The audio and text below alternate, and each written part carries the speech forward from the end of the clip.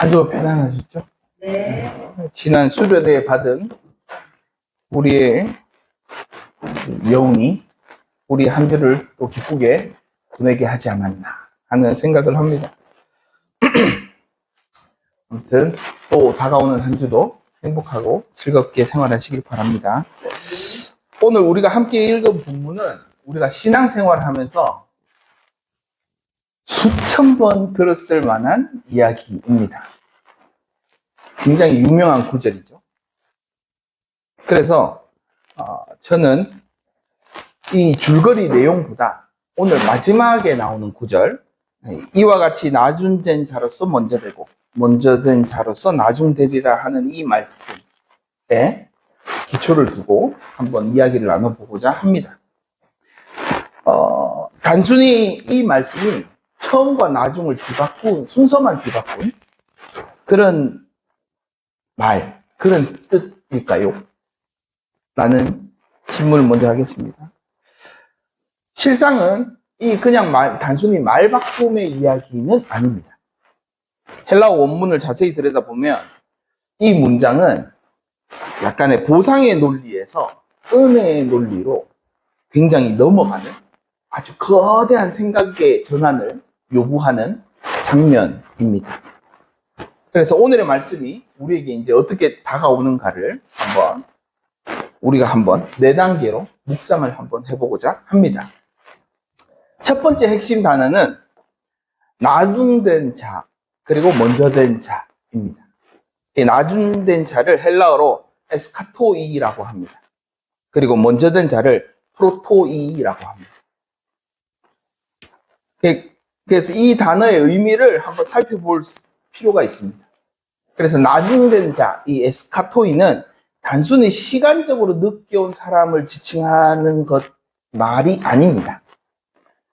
헬라어 용례를 보면 이거는 사회적으로 가장 비천한 자, 무가치한 자, 끝자리에 있는 자를 뜻합니다. 그리고 프로토이는 시간적으로 가장 우선적으로 온 사람들이 아닙니다. 사회적인 것으로 보면 최고의 지위를 가진 자, 유력한 자, 존경받는 자의 뜻을 가지고 있습니다. 그러니까 이 단어를 보면 결국 예수님께서 말씀하신 오후 5시쯤에 온 마지막 품꾼들은 게을러서 늦은 게 아닙니다. 하루 종일 아무도 써주지 않을 만큼 무능하거나 사회적으로 아주 가치 없게 여기는 자들이나 아주 사회적으로 도태된 약자들을 지칭하는 것입니다. 두 번째는 이제 이와 같이 꼴찌들이 첫째 되고 첫째들이 꼴찌 될 것이다 할 때 이와 같이라는 단어입니다. 이거는 이제 후토스라고 하는데 이와 같이라는 단어가 매우 매우 중요한 단어이기도 합니다. 그냥 우리의 접속사죠. 그러나 그러므로 이렇게 단순하게 문장을 연결해 주는 듯한 말일 것 같지만 오늘의 본문에서는 매우 매우 중요한 역할을 합니다. 이와 같이 라는 뜻 말고 여기에는 이러한 방식으로 라는 뜻도 있습니다. 그러니까 오늘의 본문의 시작을 보시면 천국은 마치 일꾼을 구하는 집주인과 같으니 라고 시작을 합니다. 그러니까 이와 같은 방식으로 하나님 나라가, 하늘나라가 나타난다 라고 이야기하고 있는 대목이기도 한 것입니다. 한마디로 비유 전체를 결론 지으면서도 동시에 나중된 자가 먼저 되고 먼저 된 자가 나중되는 그 근거와 노력들에 의해서 그 주인의 성품으로 인하여 이와 같은 방식으로 나타난다 라는 뜻이 되어버리는 것입니다. 우리도 가만히 보면 세상에서 성공한 사람들은 자기가 애쓰고 노력해서 이 자리까지 왔다라고 이야기하는 사람들 있습니다. 그런데 조금 철학적으로 자기를 좀 묵상하고 좀 성찰하고 사회적으로 성공한 사람들은 이렇게 생각합니다. 이렇게 말하는 것을 많이 들었습니다. 내가 잘나서가 이 자리에 온 것이 아니라 누군가의 도움, 어쩌면 좋은 시대, 어쩌면 운과 같은 사회적인 은혜가 있었기 때문에 내가 지금 이 자리에 있습니다. 라는 그런 고백들을 하는 사람들을 보았을 것입니다. 그래서 오늘 본문 비유 속에 이라는 한 데나리온을 받는 것. 그러니까 원래 한 데나리온이 보통 하루 가족, 4인 가족이 하루를 살 수 있을 만한 충분한 돈이기도 합니다. 이 돈은 그 하루를 별일 없이 충분히 살만하게 살아갔다는 것을 의미합니다. 그렇게 살아갈 수 있는 이유가 자신의 노동의 대가가 아니라 사회가 혹은 하나님께서 그들을 생존을 위해 베푼 선물이다 라고 이야기하는 것입니다. 가장 부자이고 사회적으로 가장 지위 높은 사람들이 하루 별일 없이 살 수 있는 것도, 사회적 약자이고 가장 낮은 자이고 그렇게 힘들게 살아가는 사람이 하루 별일 없이 살아가는 것도, 이 또한 모두가 하나님의 은혜고 하나님의 관대함에 있다라는 것을 분명히 밝히고 있는 문장이 되기도 하는 것입니다. 그러니까 결국 나중된 자가 먼저 된다는 것, 먼저 된 자가 나중된다는 건 단순히 경쟁에서 이겼다, 뒤집었다 라는 뜻이 아닙니다. 먼저 된 자든 나중된 자든 우리가 하루를 살아갈 수 있는 힘은 오직 하나님의 선하심, 은혜 덕분이라는 것을 깨닫게 된다라는 것입니다.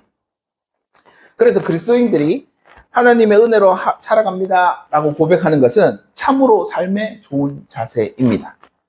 이는 자신의 노력으로만 지금의 자신의 위치에 있지 않다는 겸손한 고백이자 동시에 굉장히 지혜로운 고백이기도 한 것입니다. 세 번째는 계약과 약속의 이야기입니다. 헬라어 원문으로 보면 맨 아침에 일찍 온 자들로부터 나중에 온 자들까지 주인의 언어가 조금 다릅니다. 2절에 보시면 먼저 온 자들과는 한 데나리온씩 품꾼들과 약속하여, 계약하여 뭐 이런 이야기가 나옵니다. 그리고 뒤에 가면 이제 나중에 나올 얘기이긴 하지만 그들에게는 뭐 자비롭게 이제 와라 하는 그런 음성을 내지요. 그래서 먼저 온 자들의 이 계약하고 약속하는 것을 헬라어로 심포네오라고 합니다.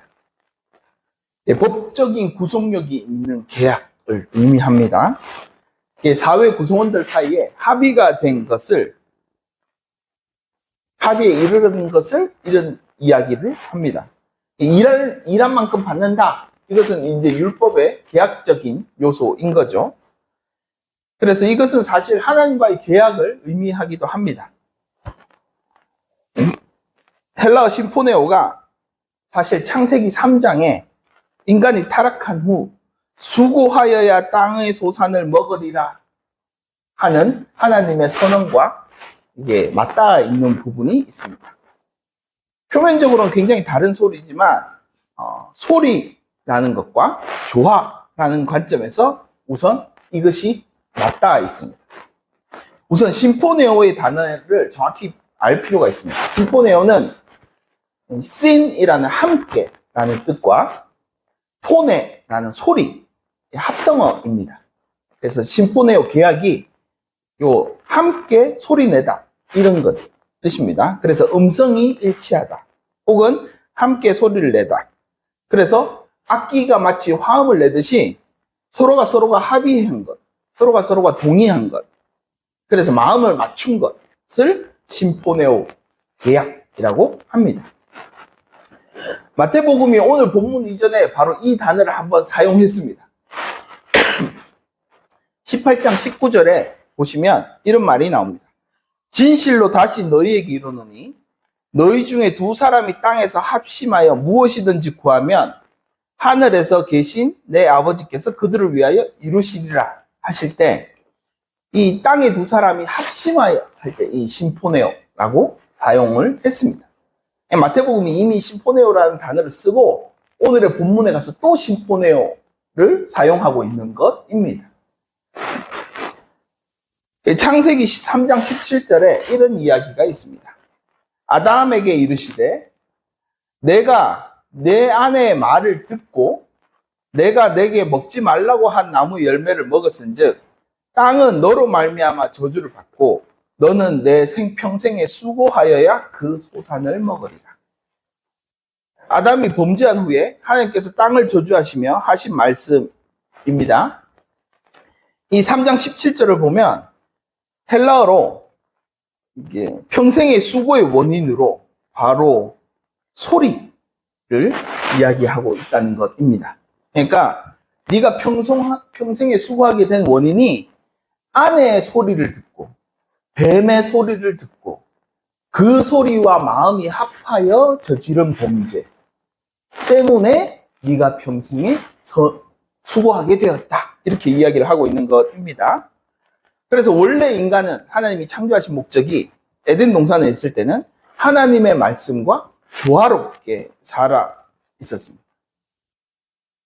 하나님의 음성을 듣고 아담이 뭔가 동물들의 이름을 짓고 에덴 동산을 다스리고 하나님 말씀을 듣고 생명나무의 과실을 따먹지만 선악과는 따먹지 않고 그렇게 살아왔죠. 근데 하나님의 소리 대신 아내와 뱀의 소리를 듣는 순간 그 결과 땅은 저주받았고 인간은 자연과 부조화를 하게 되면서 수고를 겪게 되었다라고 창세기는 이야기합니다.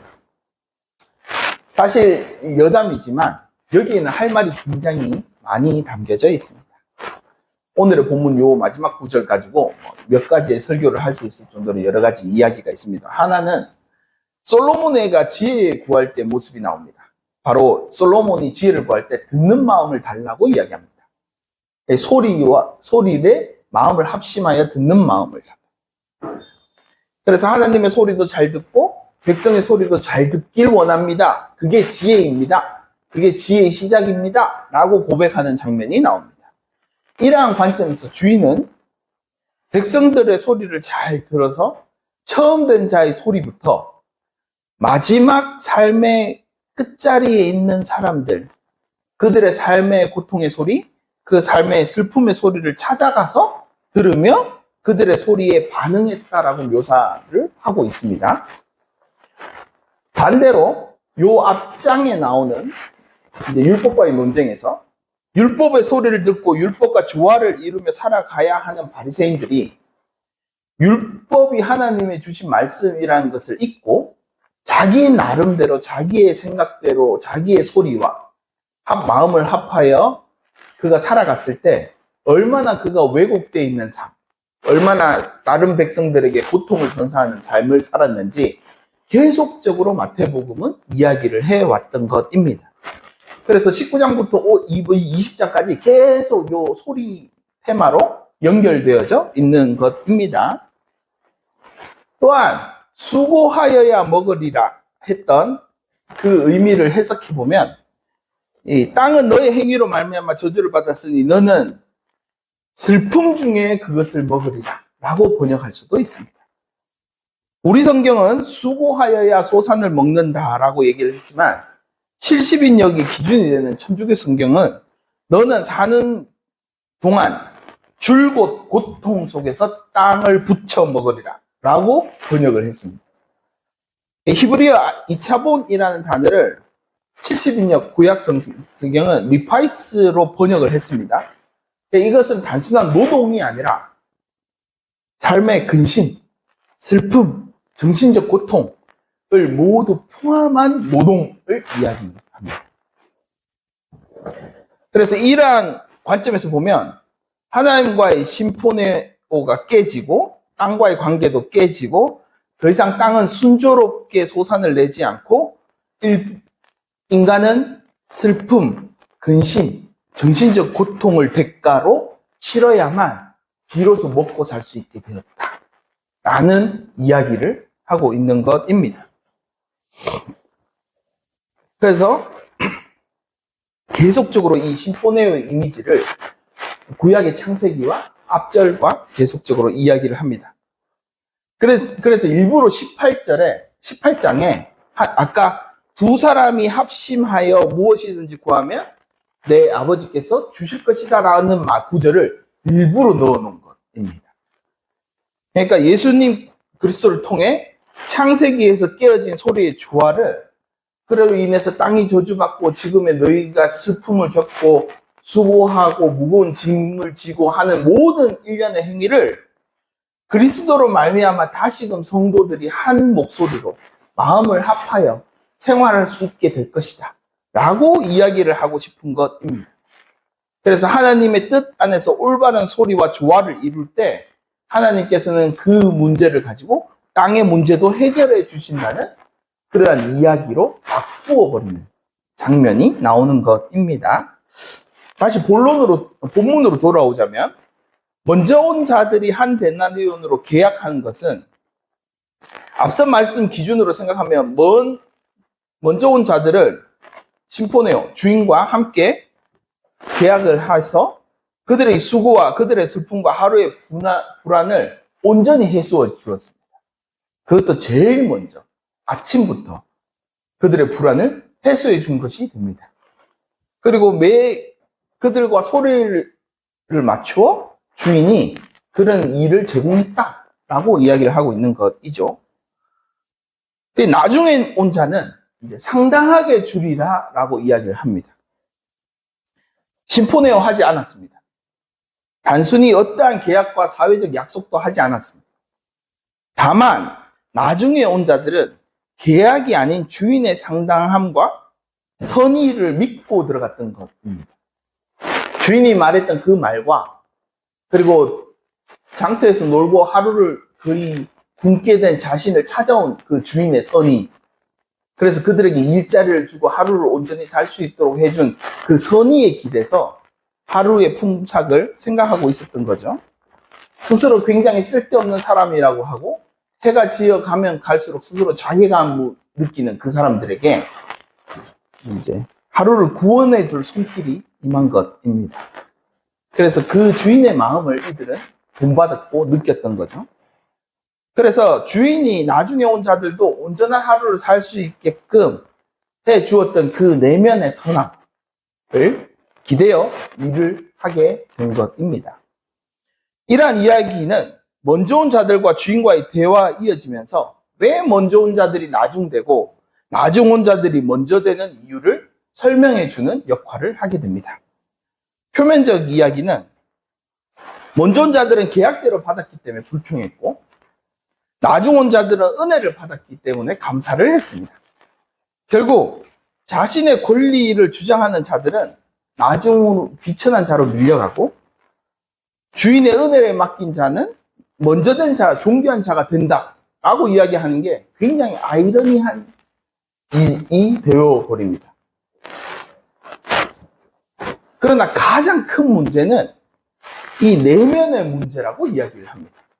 단순하게 억울해서 자신의 권리를 주장하는 것과 주인의 은혜에 감사함에 느끼는 그 감정의 문제를 넘어서 그 내면에 흐르는 세계관의 문제다라고 이야기를 합니다. 그래서 네 번째는 세상을 바라보는 눈의 문제라는 것입니다.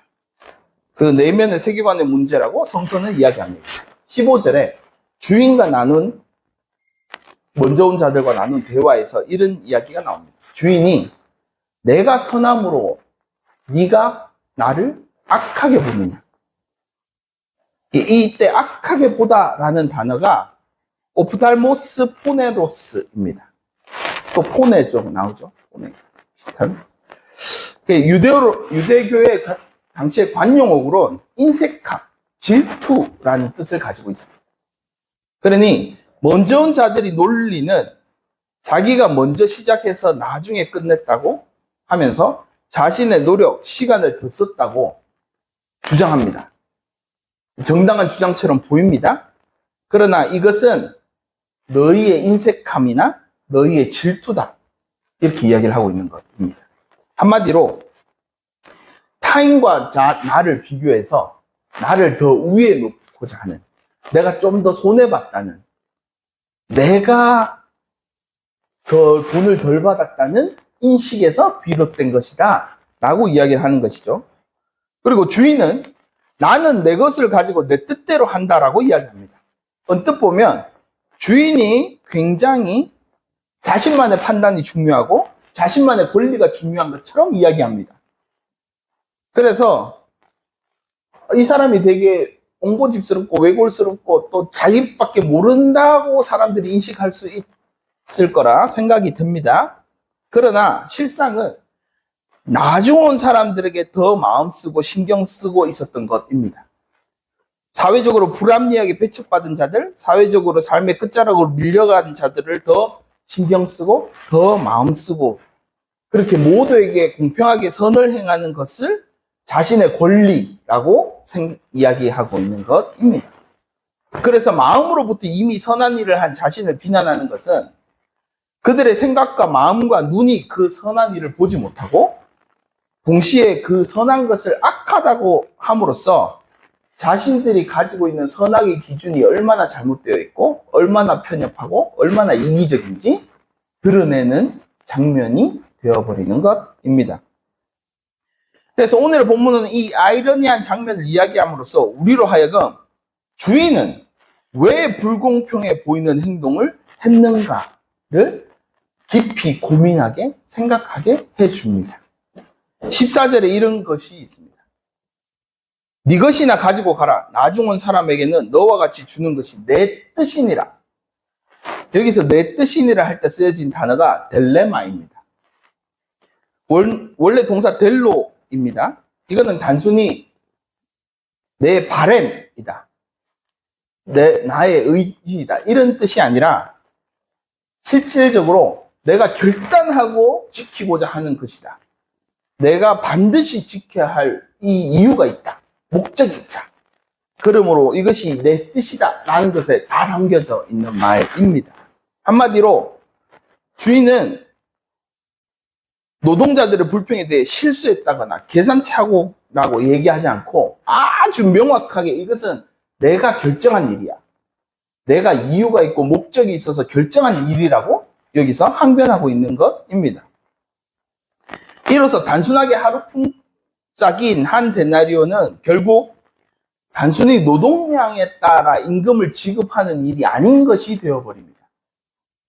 단순하게 하루 품삯으로 인간이 얻고 그 하루를 온전하게 살아나는 것이 인간의 노력으로 결정되는 게 아니야. 는 것을 분명하게 밝히고 있는 대목이기도 한 것입니다.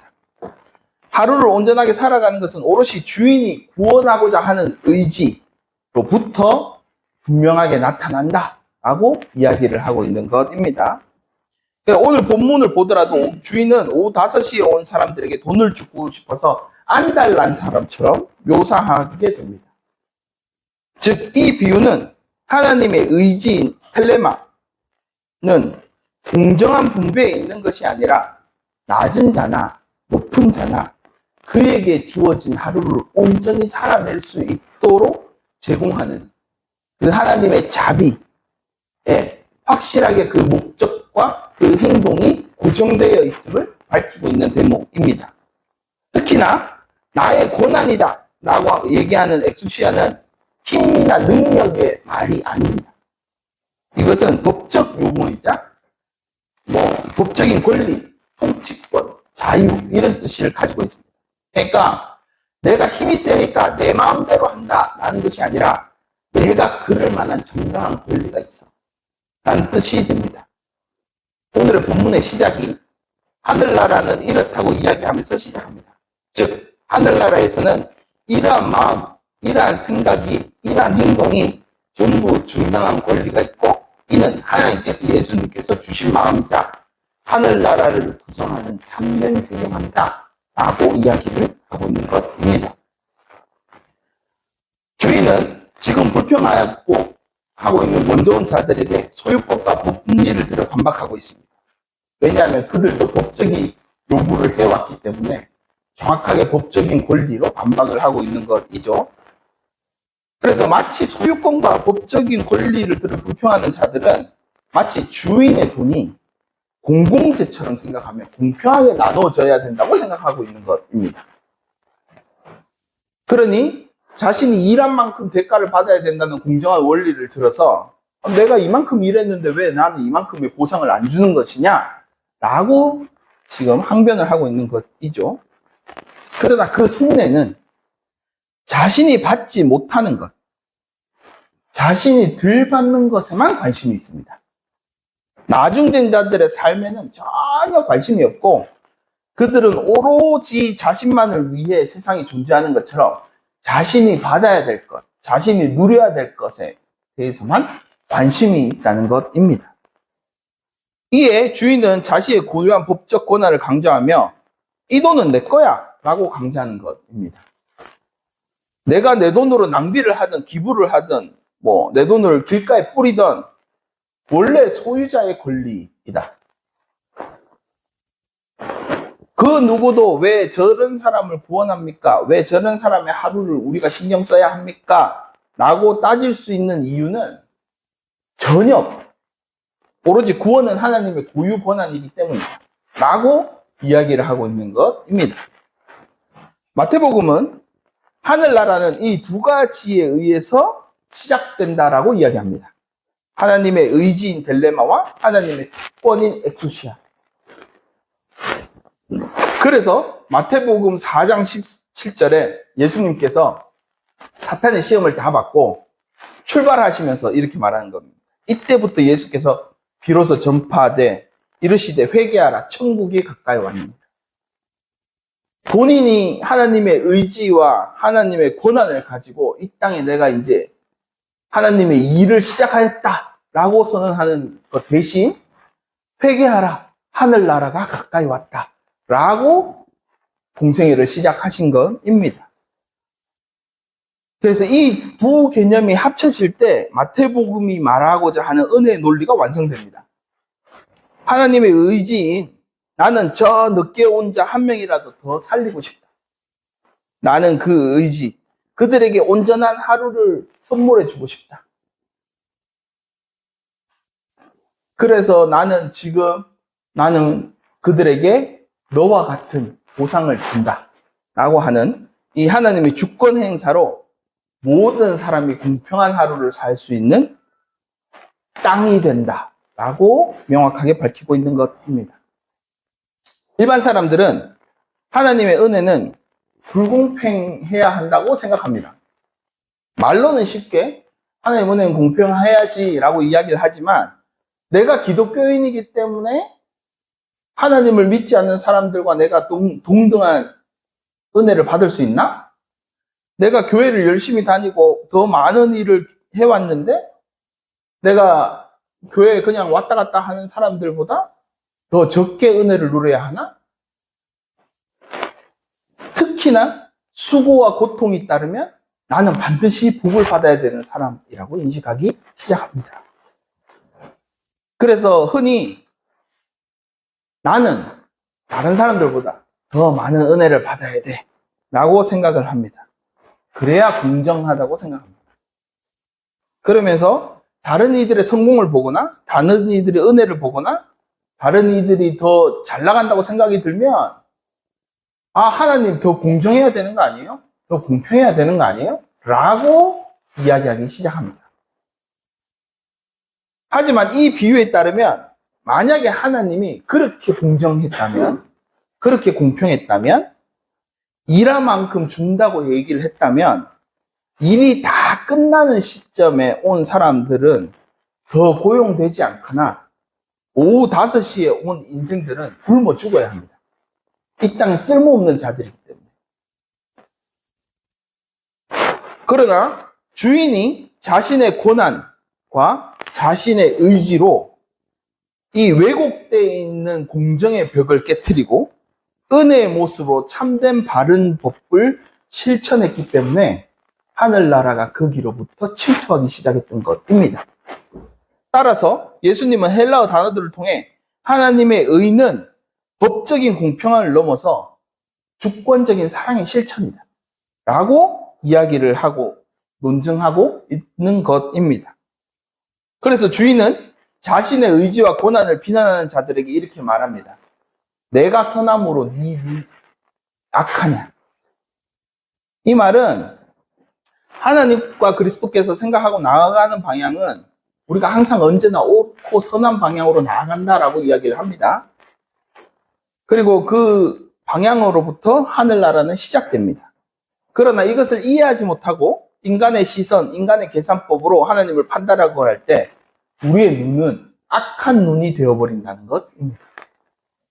왜냐하면 하나님의 말씀과 조화를 이루지 못하고 하나님의 말씀을 듣지도 못하고 내 이웃의 말도 듣지 못하는 단계에 이르게 되기 때문입니다.